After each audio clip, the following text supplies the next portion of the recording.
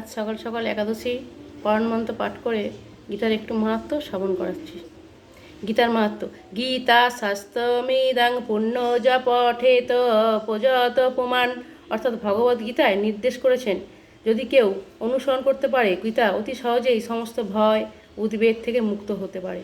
এই জীবনে ভয় শোক বর্জিত হবে গীতার অধ্যায় পাঠ করলে। গীতার মাহাত্ম্য এক: গীতা ধ্যায়নশীলস্য প্রাণায়াম পরস্য চ নৈব সন্তি হি পাপানি পূর্বজন্ম গীতানি চ। কেউ যদি আন্তরিকভাবে এবং অত্যন্ত গুরুত্ব সহকারে ভগবদ গীতা পাঠ করে, তাহলে ভগবানের করুণায় সে অতীতের সমস্ত পাপ কর্মের ফল তাকে প্রভাবিত করতে পারে না। মলিনে মোচনাং পুংসাং জলসানাং দিনে দিনে সকিদা গীতামিত সানাং সংসার মলনাশনাম।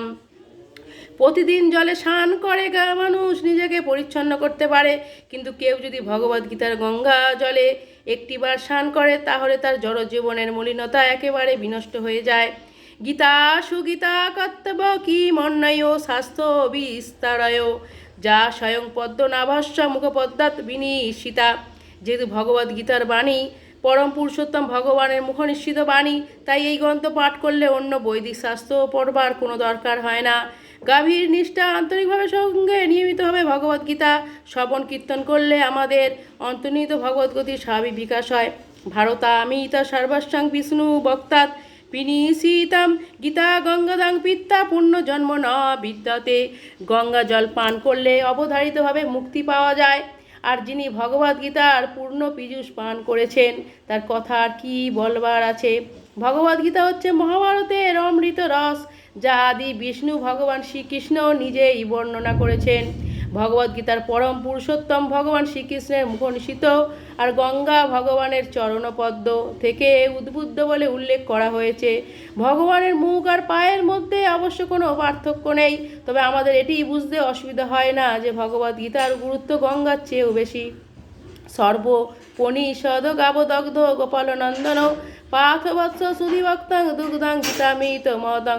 এই গীতা উপনিষদ ভগবদ গীতা সমস্ত উপনিষদের সাত এবং তার ঠিক একটি গাভীর মধ্যে এক রাখাল বালক রূপে প্রসিদ্ধ ভগবান শ্রীকৃষ্ণ এই গাভীকে দহন করেছেন। অর্জুন যেন গোবৎসের মতো এবং জ্ঞানীগুণী ও শুদ্ধ ভক্তেরা এই ভগবদ্গীতার এই অমৃতরস দুগ্ধপান করে থাকেন। একং শাস্ত্রং দেবকী পুত্র গীতাম एको দেব দেবকী পুত্র এবা एको মন্তস্য নামানি জানি কর্মাপেকং তস্য দেবস্য সেবা। বর্তমান জগতে মানুষ আকুলভাবে আকাঙ্ক্ষা করেছেন একটি শাস্ত্রের, একক ভগবানের, একটি ধর্মের, একটি বৃত্তির।